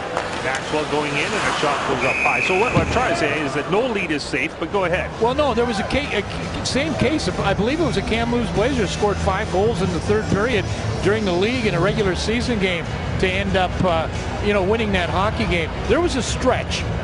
And this would be a red flag for me, to be honest with you. There was a stretch against the Kamloops Blazers in the playoffs that the Blazers outscored the Portland Winterhawks 12-1. Now, having said that, what a wonderful job they did in correcting that in that 2-0 shutout in Game 7 against the same Kamloops Blazers. So Mike Johnson's team made a wonderful adjustment there. And then a 4-game sweep over the Tri-City Americans. Exactly. So they've trended back upwards, but here's a chance for Edmonton at the side of the net. Lazard trying to put it in front. Pelch will try and do the same. It comes back to Corbett at the blue line. Long pass in front, and for Lazard a save and a rebound, and another save by Caruth off Samuelson. Here's Gurnett. Cross ice, shot up high. Rattles hard around the glass on the fresh ice, and out to the neutral zone it goes. In over the line, there's Pelch once more. Lazar off the side of the net. Rutkowski being checked by shot by Samuelson, high and wide. A lot of the Edmonton shots going off the target right now. Sontner from inside his own blue line.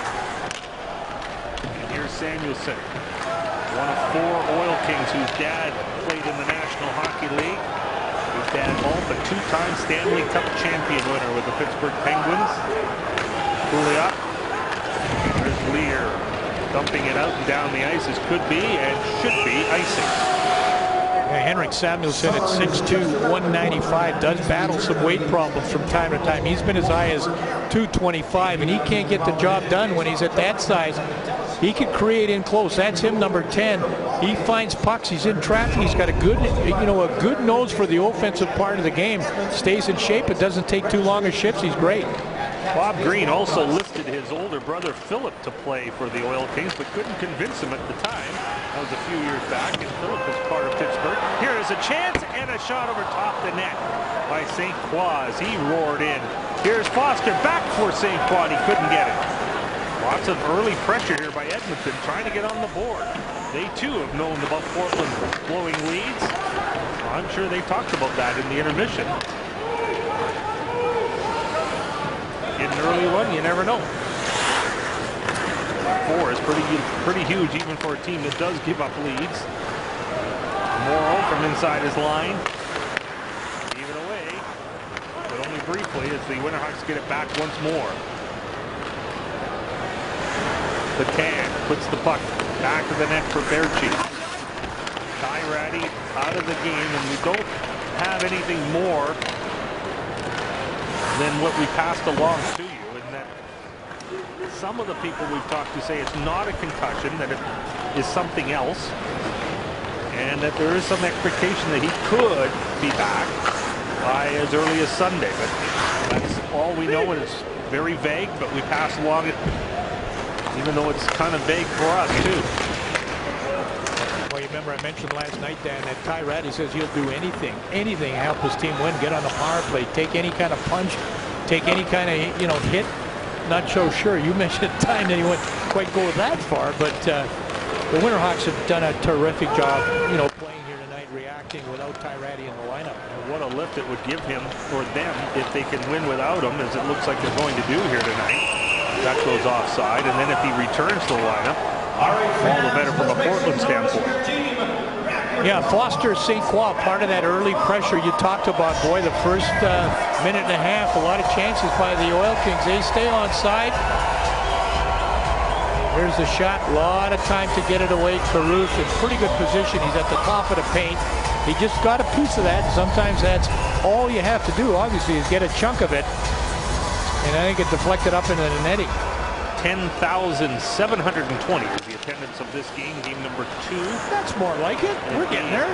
Last night, 7,400 for the opener.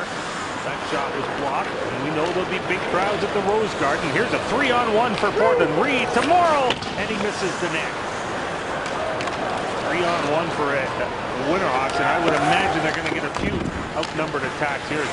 Edmonton now in front of the goal, off the post. Reed scores! Help! Well, there's one of them. Helst from Garnett after the goal post, and it's now Portland 4, Edmonton 1. If you're the Edmonton Oil King players, if you're the Edmonton Oil King coaching staff, if you're the Oil King fans, you have to be rewarded for the first 5 minutes of this period the way you played. That's Garnett sliding in as he has so often in the series against the Warriors as well. Drills one off the post, and absolutely no chance on the second chance as Pelch buries it. Wow, that should give the Oil Kings some life. Here's the announcement. Assistant number 28, Martin Gernat. And number 27, Curtis Lazar. We should point out two things. First off, here's a giveaway. Lear takes a shot, saved by Brossois. Well, before that giveaway, the shots were 13-0 in this period in favor of Edmonton. The other thing I was going to point out, if you take it in 5-minute segments, and maybe that's what they talked about, get one every 5, you can come back in this game. Brossois with a save from center.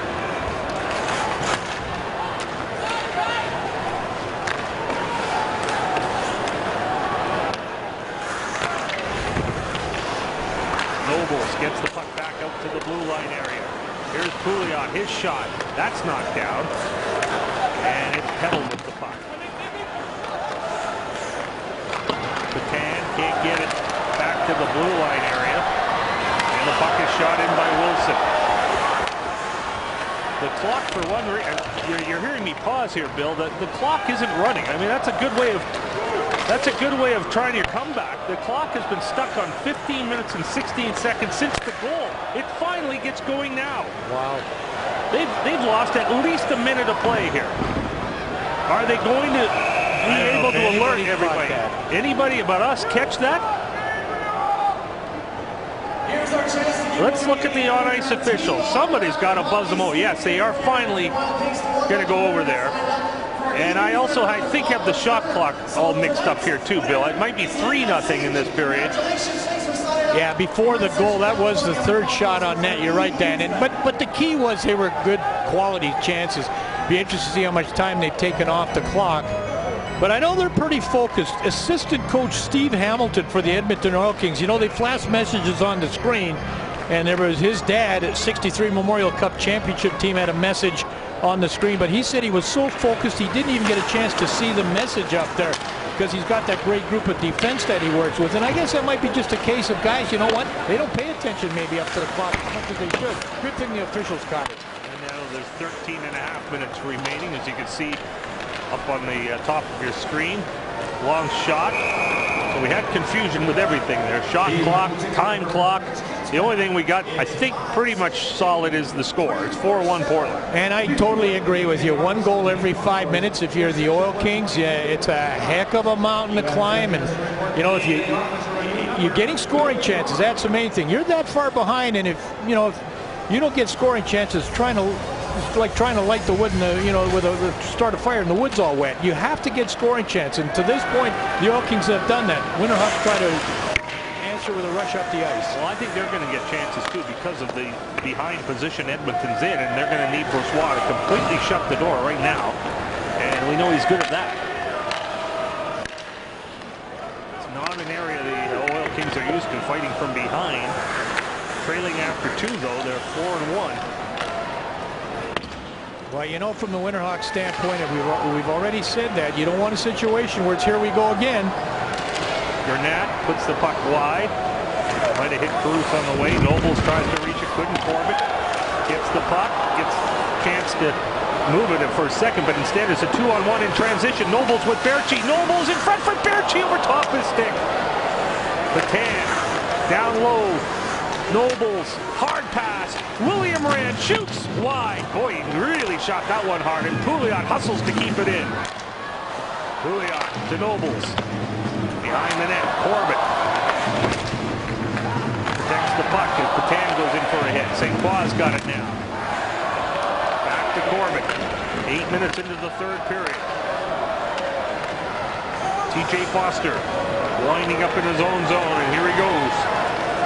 Foster trying to go around Pouliot. Still Foster.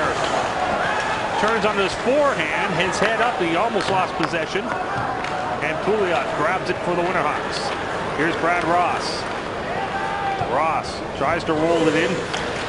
Saunders got it. And now Griffin Reinhart. Up for Christian Pelch. Waterspoon, long pass, misses Ross. Icing called on Portland.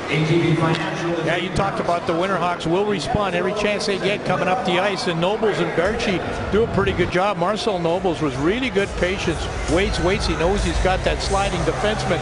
Gets that puck across to Berchi, can't convert. And as that play continued, then William Wren moved in pretty deep for a shot from the point. Surprised the Winterhawk defenseman moved that close. But you know, all attack is in their DNA, isn't it? I mean, they want it everywhere on the ice, and they want to go with it. But unlike some of their games where they've outscored their problems, tonight they've got the goals, and now they want to basically avoid problems. Let's go down to Peter. One thing that Derek Laxdal and the Oil Kings coaching staff has done, guys, is mix up all their lines, and we haven't seen a lot of that. But when you're trailing 4-0, you expect that kind of experimentation. It seems the different line combinations to have worked pretty well so far in the third period. Oil Kings with a club record 107 points during the regular season, only 15 outright losses. For the Winterhawks at 102 points in the regular season, 19 outright losses. It's a great matchup in the championship series. And if this score holds, we'll be going to Portland on Sunday, Bill, all tied at a game each. Yeah, it'd be series and game on, wouldn't it? No question. The Portland Winterhawks, by the way, they did have 19 wins at home in a row at one point in the season. Now, if you include the playoffs, The Portland Winterhawks in their last 38 games at home are 35-3. So, you know, from the Edmonton Oil Kings standpoint, they're going into a tough building to win. Gurnett in over the line, and one shot, and it's turned aside by Caruth and angled out of play. Peter, can you tell it all down there? Anybody getting double shifted? I mean, it's hard for us to always pick it up here, but is Laxell just kind of rolling guys with different combinations? Yeah, there hasn't been a lot of double shifting so far to this point in time, and I think for good reason, because the basically three combinations he's going with are all attacking the net with some chances and authority. Yeah, I agree. They are. They have some real strong attacks to the net. Berchi for Portland. Can't get it past Pesek, but now he gets it right back again. Behind the net, Nobles trying to knock it down. Does a good job, but then it's knocked off his stick by Keegan Lowe. Miraz hits Berchi. Puck flips up high, and it's out of play with 10.5 to go in the third. You know, when I look at Sven Berchi, and you know, to me, he's a very much the type of player that Emerson Edom is. They're always poised to attack. In Edom's case, he's poised to attack to score. Berchi, it always seems that he's ready to in the sprinters blocks to go, but he wants to be more creative. Berchi goes up the ice with that speed to try to create. Now, obviously, he's missing his key partner, and Bill had made the guy that he's played all year with, Ty Ratty, tonight. Bourgeois leaves it for Mark Pesek. Pesek gets it up for Wilson, and here's Jordan Peddle now. Peddle fights off one check. Here he comes in over the line. Going all the way is Peddle until the very end. And Ren got his stick on it. Centering pass for Rashinsky. And that didn't quite materialize for the Oil Kings.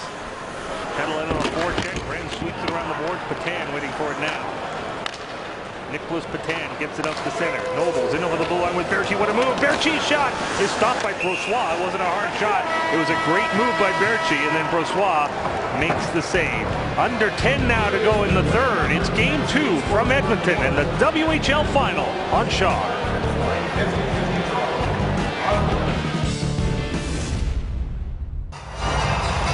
You know, the one thing about Brendan Leipzig, no matter who you talk to, he is consistent. He gives you everything he's got, and he opened the scoring for this Portland Winterhawk team. 2:37 in a period number 1. Takes that Brad Ross feed. Important for the Winterhawks to score first. That was the only goal of the first period. Brendan Leipzig goes to work in period number 2. 9:20 in, a turnover. That made it 2-0. Sven Berchi on a tremendously high-skilled play. Made it 3-0. And late in the period, a terrific Gabriel Lear-Peters combination ended the period at 4-0. And then in this period here, 4:44 in, Christian Pelch gets Edmonton on the board. There's Sven Berchi on your left, Christian Pelch on your right. Two of the great Euros in this league. Each team allowed to have 2. And these teams have really got some good ones. There's Pelch with the puck right now. Having said that, he almost gave it away, but it's followed up by Saunders. And shot into the Portland zone. Matt Caruth will handle it behind the net in the trapezoid. Switched around this side. Ross with one hand able to tap that puck out. Leipzig with 2 goals tonight to start Portland going. He got the first 2 goals, one in the first, one midway through the second. Winterhawks built up a 4-0 lead through 2. And now lead 4-1 with 9 minutes to go in the third period. Home teams have won 42 in the WHL playoffs. The road team has won 26 times. Lazar going in. Hit off the puck, and Portland comes up with it. Rutkowski towards Pouliot, but Gurnett has it now for Edmonton. Samuelson trying to dart his way over the line. Got it to Foster. Save. Big rebound. And Caruth came up with it. Samuelson going in. Pelch going in. That was a pretty healthy rebound, but Caruth keeps it out. Yeah, 4-1 Oil Kings trailing. Now the key thing is to get chances, get pucks on the net, force Caruth to absolutely handle the puck. You got to make the goaltender handle it. That's key. And, you know, the shot's going to come on the net to, you know, play at the blue line. Foster buys himself some time. There's the shot. You know, again, Samuelson's going to be there. He's going to be driving for the net. Good position for the rebound. Interesting so far, Bill. I look at the top 5 point getters for Edmonton in the playoffs. Lazar, Samuelson, Maxwell, St. Croix, and Legault. and only Lazar on the goal here tonight, a second assist. They're the only points that these guys have in the series so far. So I would say their big gunners are going to, even though they have depth, they're going to need some offense from those big guys. Well, I said that last night. When you take a look at Pelch and you look at St. Juan, Maxwell, you total that up, boy, you got 200 points in the regular season. They just have to be a huge factor. The Pelch goal and the Lazar assist, those 2 points, the only 2 for the top 5 on Edmonton as Legault puts that one wide of the net. Patan trying to catch up with it. He couldn't. And here's Foster being chased all the way back there by Patan. In fact, all the way behind his own net. Patan staying on him, and Foster finally gave up the puck. And Berchi gets it to Patan. Patan's having a nice game here for Portland. Back to Berchi, and off the skate, almost behind Brossoit. He didn't know where it was, but he has it. And he holds on to it. You know, Dan, I'm so impressed again. Every time the Winterhawks seem to get their 3-man triangles, their puck support on the forecheck.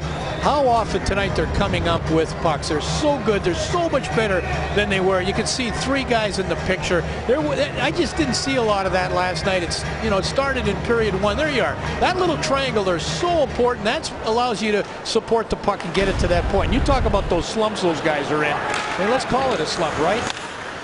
You know, they've got to get out of that. What do they say about slumps? Like a big bed, so easy to get in and so hard to get out of? Leipzig going in on an outnumbered attack, and a nice save there off Ross by Brossoit. And there's another play by Leipzig. Gets it down low to Ross. Spins off a check. Ross back to the blue line. Pouliot wanted it. He was set up for the one-timer. Couldn't get it. Morrow now to Reed. He's knocked off stride, and Cormack comes out for Edmonton. Hooked off his stick. Reed inside his own line now. Pouliot up for Ross. He chips it in. 7 minutes remaining in the 3rd period. Game number 2. And again, we'll be on the air from Portland on Shaw on Sunday night at 6 o'clock from the Rose Garden for game number 3. Last time our Shaw cameras were there, they were giving the Ed Chenoweth Cup to the Kootenay Ice. So we'll return to that scene for game 3 on Sunday.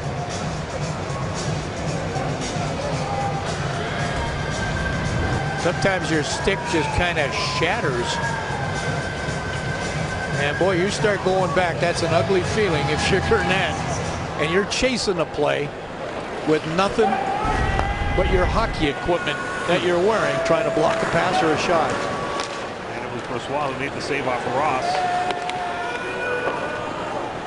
The shots in the game, the Oil Kings have 36 and the Winterhawks have 26. It's a rare night. 4 goals on 26 shots on Brossoit. It's a rare night where his save percentage isn't over 90. He came into this game, as you see Pelch spinning around there, with a .944 save percentage in the entire playoffs. Pelch shot up high, as Ruth didn't know where it was. Samuelson banging at it, hit Caruth, and on the doorstep, Pelch almost got it as well.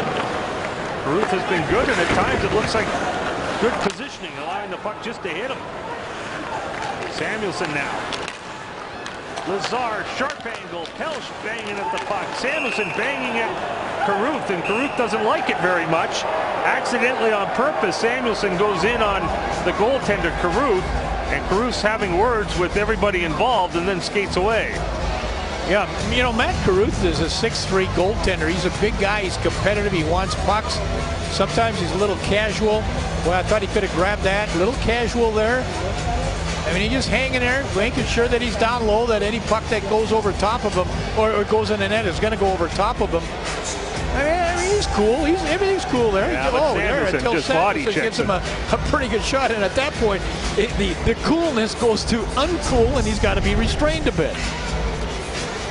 And honestly, Bill, that's got to be a penalty. You can't body check the goalie like that. Pretty good hip action, wasn't it? Yes.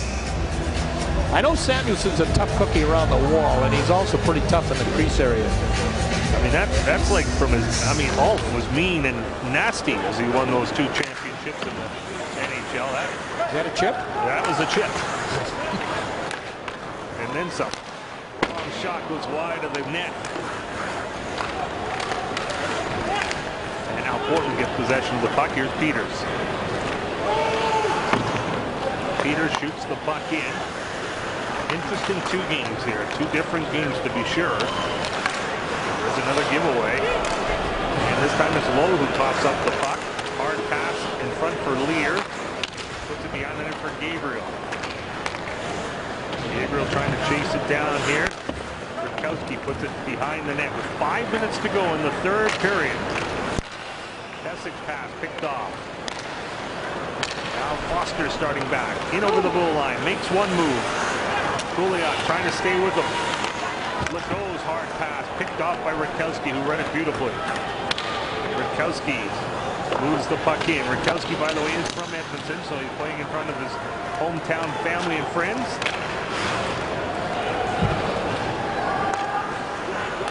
And here's Morrow. He shoots it in. Also lots of family and friends here for Morrow from Sherwood Park. Trying to reach the puck there on the blue line. Nobles dumps it to the corner. Maxwell had it. He lost it. Berchi tries to throw it in front. Couldn't. Reinhardt's got it right now. Two teams will both get on the same charter flight tomorrow morning and head down to Portland. I don't know who gets the front of the bus. I don't know who gets the back of the plane. But they'll be on the same charter, and then they'll play the next game in Portland on Sunday. Yeah, you know, that was really an interesting situation for me. I don't know about you, a couple years ago, Dan, when Kelowna and the Calgary Hitmen chartered out of Kelowna. I mean, for one thing, you enter the plane at that time on the tarmac, and it was kind of a rainy night. And here's this humongous aircraft that you're right up against. You don't see that all the flying you do, because you enter the planes through the, through the gate area, and you see the Kelowna bus come up, and all the players get out of the bus, end up going up the back entrance of the plane. The Calgary Hitmen, the far right, the front entrance, they go up into the plane. The media in between. Dan, I remember, there was no way the players could interact if they wanted to. Oh, that one ends up on top of the net. Let's see, he almost had one under the net, although that one may have gone in, and this one on top of the net. Only one officially in the net. Yeah, the reason for this is as Samuelson goes to shoot the puck, he really has a player draped all over him, and he never gets good wood on it. And you watch Samuelson here, you see, there you go. Peters does a great job of checking him. That's the reason he doesn't get much on it. That's the reason it ends up on the net. You saw the way Caruth handed that puck to the referee. Just said, here, take it out of my glove. Pretty cool. It's kind of like a catcher and an umpire in baseball. A late power play here for Edmonton as Patan got the offensive zone penalty before that Samuelson chance. So obviously huge right now for Edmonton. If they can still cash in, they'd have time here. Kelch over on the far side. A shot goes off the target. And then a turnover and a pass, and then a fan-down shot by Gurnett. Oh, it looked like that was going to be the 4-2 goal. But Gurnett, who's been so prolific around that net, fanned on that one. Oil Kings keeping the pressure on. Samuelson to Pelch. Off the stick and then out to the center ice area with exactly 3 minutes to go in the third. 1 minute remaining in the power play. We could think about taking your goalie out, making it 6-on-4 for the last minute of this power play. Samuelson in over the line. St. Croix now handling it. Goalie still in the net. St. Croix, hard pass. Went off Rutkowski. Reinhardt's got it. Samuelson. Now the goalie goes to the bench. Just a few seconds after we thought they might do that. Half a minute to go in the power play. Not a bad idea, if I do say so myself. You did. Good call. 6-on-4. But the Winterhawks keeping them behind the net and freezing the puck on the back of the net. Like we've always said, you know, when you don't pull your goalie, you say, what are you protecting? A 4-1 deficit? I mean, what's the point of it? You may as well go for it. 23 seconds left on that power play, and Dad, you're getting down to the really short strokes, and I'll make it very simple. If you win the face-off, if you're the Oil Kings now, with the extra 6-4 situation, you win the face-off, you get a good scoring chance. Maybe there's a breath of light, but if you don't win the win the face-off like that, the Winterhawks really just going to stall time and kill the rest of this off. And they shoot it to the line, but they don't get it out. Kessick, long shot, saved by Carew. Rebound put wide of the net. Mraz tries a wraparound. That doesn't materialize.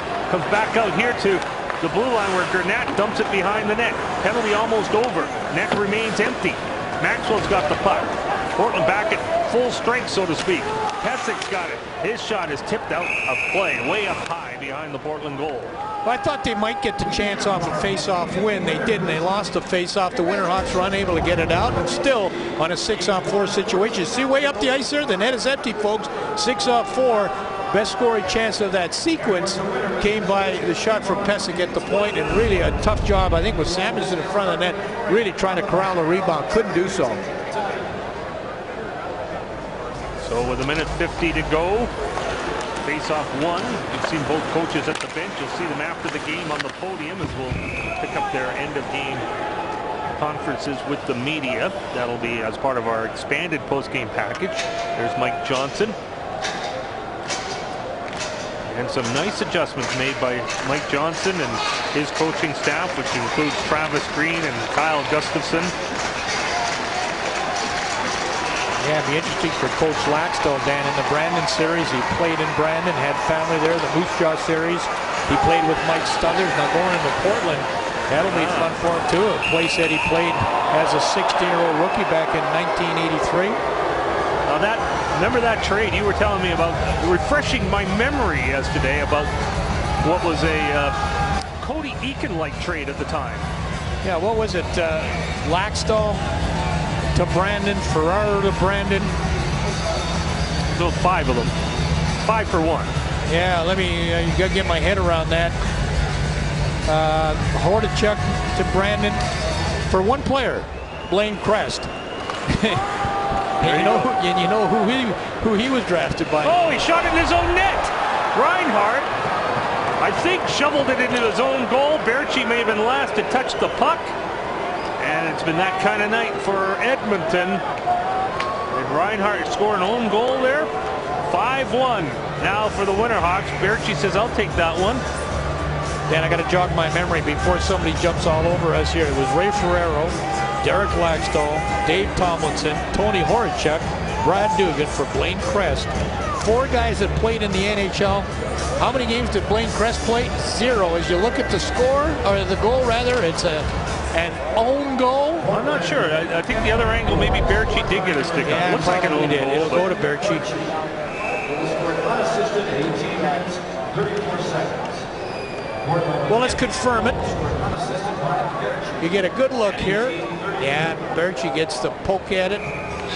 So 2 goals for Berchi, 2 goals for Leipzig, and the first WHL playoff goal by Taylor Peters. 5 for Portland tonight.